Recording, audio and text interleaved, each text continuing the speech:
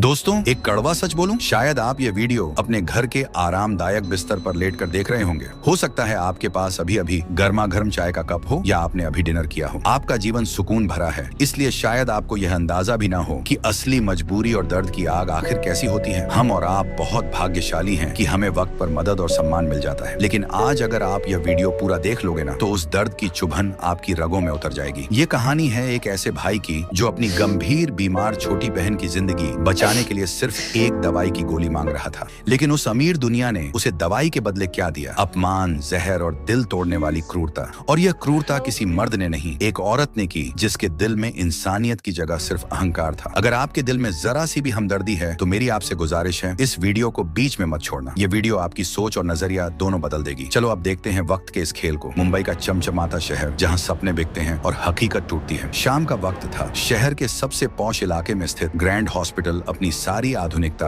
और चकाचौंध के साथ जगमगा रहा था। बाहर लग्जरी कारें आ जा रही थीं। उन कारों से सूट बूट वाले अमीर मरीज और उनके रिश्तेदार उतर रहे थे। हॉस्पिटल के अंदर से आती दवाइयों की महक और डॉक्टरों की बातचीत बता रही थी कि वहाँ जिंदगी की जंग लड़ी जा रही है। लेकिन उसी ऊंची दीवारों के बाहर, ठीक बाहर, अंधेरे गली में हकीकत कराह रही थी। वहाँ 14 साल का राज बैठा था। उसके कपड़े मैले थे, चेहरा धूल से सना था, आंखें आंसुओं से लबालब। राज अकेला नहीं था। उसकी गोद में उसकी 8 साल की छोटी बहन प्रिया लेटी थी। प्रिया का शरीर कैंसर से जूझ रहा था। दर्द से वह तड़प रही थी और उसकी कमजोर आवाज राज का दिल चीर रही थी। भैया, बहुत दर्द हो रहा है, पेट में जैसे आग लगी है भैया, दवाई कब मिलेगी? राज ने अपनी बहन के पसीने से भीगे माथे पर हाथ फेरा और अपनी पुरानी जैकेट उतारकर उसे उठाने की कोशिश की। उसकी आंखों में लाचारी का सागर था। गले से रूंधी आवाज निकली, बस थोड़ी देर रुक प्रिया मेरी गुड़िया, मैं अभी तेरे लिए दवाई लाता हूँ, फिर तुझे आराम मिलेगा। डॉक्टर ने साफ साफ कहा था, बिना पैसे के दवाई नहीं देंगे। लेकिन पिछले 3 दिनों से इन दोनों ने सिर्फ पानी पिया था, खाना तो दूर की बात। तभी राज की नजर हॉस्पिटल के बैक गेट पर पड़ी। एक नर्स बड़ा सा वेस्ट बॉक्स लेकर बाहर आई और उसमें बची खुची दवाइयां, एक्सपायर्ड गोलियां और इंजेक्शन डालकर चली गई। राज की आंखों में उम्मीद की चमक आ गई। उसके लिए वो कचरा नहीं, उसकी बहन की जिंदगी थी। उसने प्रिया का सिर धीरे से जमीन पर रखा और बोला, तू यहीं रुकना, मैं अभी आया। मजबूरी इंसान को क्या क्या नहीं करवा देती। राज भागा भागा वेस्ट बॉक्स के पास पहुंचा। भूख और दर्द ने उसे इतना बेबस कर दिया कि गंदगी का ख्याल भी नहीं आया। उसने हाथ डाला और एक साफ सुथरी दवाई की बोतल और कुछ गोलियां निकाल ली। हे भगवान, तेरा शुक्रिया, राज ने ऊपर देखकर कहा। लेकिन जैसे ही वह मुड़ा, क्लिक क्लिक ऊंची हील्स की आवाज उसके कानों में गूंजी और फिर एक तेज चुभती आवाज आई। छी, ये क्या गंदा काम कर रहा है। राज के सामने हॉस्पिटल की एडमिनिस्ट्रेटर रेखा शर्मा खड़ी थी। महंगी साड़ी, भारी मेकअप, शरीर पर इतना परफ्यूम कि गरीबों की सांस भी न छू सके। वो राज को ऐसे घूर रही थी जैसे वो कोई चोर हो, इंसान नहीं। राज डर गया। हाथ में वो दवाई थी। कांपते होंठों से बोला, मैडम, वो मेरी बहन बहुत बीमार है, कैंसर है, दवाई चाहिए लेकिन पैसे नहीं है। प्लीज मैडम, ये वेस्ट वाली दवाई ले जाने दीजिए, वरना वो नहीं बचेगी। रेखा ने नाक सिकोड़ी और दूर लेटी प्रिया को एक नजर देखा। लेकिन एक औरत होकर भी उसके अंदर माँ जैसी दया नहीं जागी। घिन से बोली, बीमार है तो सरकारी अस्पताल ले जा, ये ग्रैंड हॉस्पिटल है। तुम जैसे सड़क छाप भिखारियों से यहाँ का स्टैंडर्ड खराब होता है। मुझे घिन आ रही है तुम्हें देखकर, फेंक ये वापस। राज की आंखों से आंसू बहने लगे। वो रेखा के पैरों पर गिर पड़ा, उनकी महंगी सैंडल छूने लगा। मैडम, आपके पैर पकड़ता हूँ, मैं एक पिता को खो चुका हूँ, अपनी बहन को नहीं खोना चाहता, मुझे मार डालो लेकिन ये दवाई ले जाने दो। रेखा ने झटके से पैर खींच लिया, जैसे कोई कीड़ा छू गया हो। दूर हट, खबरदार जो छुआ, मेरी सैंडल गंदी कर दी। और फिर रेखा ने जो किया शायद कोई दुश्मन भी न करे। पास में क्लीनिंग स्टाफ की बाल्टी पड़ी थी, उसमें क्लोरीन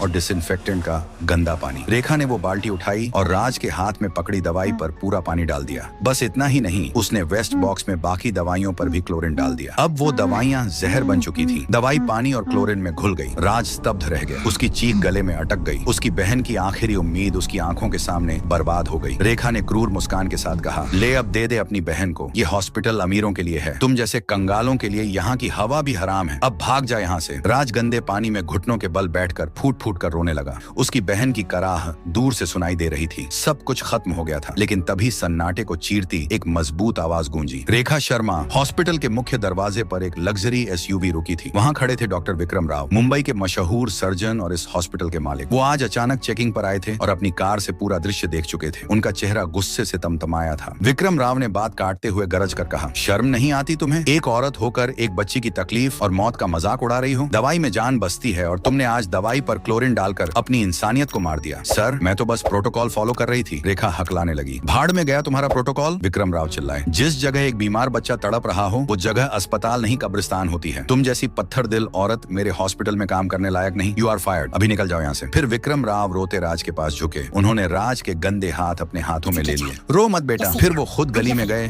और तड़पती प्रिया को अपनी गोद में उठा लिया। उनके महंगे कोट पर गंदगी लग रही थी, लेकिन उन्हें फिक्र नहीं थी। उन्होंने स्टाफ को आदेश दिया, तुरंत बेस्ट स्पेशलिस्ट बुलाओ और इन बच्चों के लिए मेरे पर्सनल रूम में इलाज शुरू करो। उस रात मुंबई के उस आलीशान हॉस्पिटल में 2 गरीब बच्चों को वो इलाज मिला जो शायद अमीरों को भी मुश्किल से मिलता है। प्रिया का पूरा ट्रीटमेंट हुआ। विक्रम राव ने राज के सिर पर हाथ रखा और कहा, बेटा आज से तुझे कभी मजबूरी नहीं झेलनी पड़ेगी। तेरी पढ़ाई, प्रिया का इलाज, सब मेरी जिम्मेदारी। आज से तुम अनाथ नहीं हो। और वक्त का पहिया घूमा, बहुत तेज घूमा। 18 साल बीत गए। ग्रैंड हॉस्पिटल अब देश का टॉप मेडिकल सेंटर बन चुका था। बड़े कॉन्फ्रेंस हॉल में सेलिब्रेशन चल रहा था। स्टेज पर एक स्मार्ट सूट वाला युवक खड़ा था, राज राव, अब इस हॉस्पिटल का चीफ सर्जन। उसके बगल में खड़ी थी एक खूबसूरत बिजनेस वुमन, प्रिया राव, शहर की सबसे सफल फार्मा कंपनी की ओनर। विक्रम राव के आशीर्वाद और सपोर्ट ने 2 अनाथ बच्चों की किस्मत पलट दी थी। प्रोग्राम खत्म होने के बाद राज अपने लग्जरी ऑफिस में बैठा था। तभी सिक्योरिटी का कॉल आया। सर, हाउसकीपिंग के लिए एक बूढ़ी औरत आई है, बहुत कमजोर लग रही है, 3 दिन से बीमार है, कोई काम दे दो। राज ने कहा, उसे सम्मान से अंदर भेजो। दरवाजा खुला। एक कमजोर बूढ़ी औरत अंदर आई। सफेद बाल बिखरे, साड़ी फटी हुई, चेहरे पर झुर्रियां, कांपते पैरों से आई और हाथ जोड़ ली। मालिक, मुझे कोई काम दे दो, सफाई, बर्तन, कुछ भी। मेरा पति गुजर गया, बच्चे छोड़ गए, दवाई के लिए पैसे नहीं है। राज रिपोर्ट पढ़ रहा था, लेकिन वो आवाज सुनते ही रुक गया। उसने धीरे से सिर उठाया। वक्त ने चेहरा बदल दिया, लेकिन राज की आंखों ने उसे पहचान लिया। ये रेखा शर्मा थी, वही अहंकारी एडमिनिस्ट्रेटर। जिस दिन विक्रम राव ने उसे निकाला, उस दिन से उसकी बदनामी फैल गई। कहीं नौकरी नहीं मिली। वक्त ने उसे आज उसी हॉस्पिटल में सफाई का काम मांगने पर मजबूर कर दिया, जहां वो कभी बॉस बनकर हुक्म चलाती थी। राज कुर्सी से उठा, धीरे धीरे उसके पास गया, टेबल से पानी का ग्लास उठाया और रेखा की तरफ बढ़ाया। आंटी, प्यास लगी होगी, पानी पी लो। रेखा ने कांपते हाथों से ग्लास लिया और पिया। आंखों में आंसू थे। जीते रहो बेटा, तुम बहुत अच्छे हो, भगवान तुम्हें खुश रखे। राज ने मुस्कुराकर कहा, अच्छाई मैं नहीं, वक्त है रेखा मैडम। मैडम, सुनते ही रेखा के हाथ से ग्लास गिर गया। पानी फर्श पर फैल गया। वो डर से कांपने लगी। तुम मेरा नाम कैसे जानते हो? राज ने उसकी आंखों में देखकर कहा, याद करो, 18 साल पहले इसी हॉस्पिटल के वेस्ट बॉक्स के पास एक भाई अपनी बीमार बहन के लिए दवाई मांग रहा था और तुमने उस दवाई पर क्लोरीन डाल दिया था। कहा था ना, मर जाने दे अपनी बहन को, यहाँ गंदगी मत फैलाओ। रेखा का चेहरा पीला पड़ गया। उसकी नजर दीवार पर लगी फोटो पर गई, जिसमें विक्रम राव, राज और प्रिया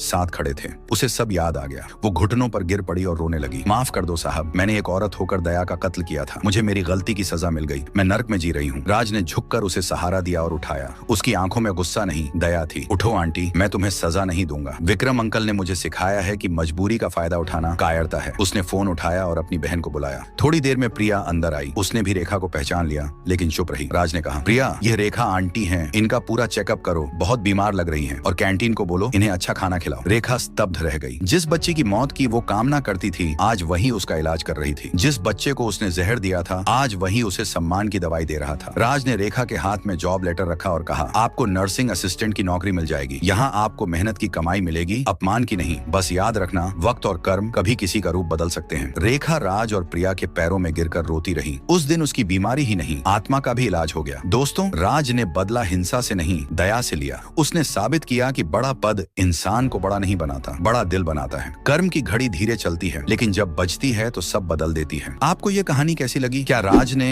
उस क्रूर औरत को माफ करके ठीक किया? कमेंट में बताइए। और अगर इस भाई बहन की कहानी ने आपका दिल छू लिया तो वीडियो लाइक, चैनल को सब्सक्राइब और शेयर करना न भूलें। धन्यवाद।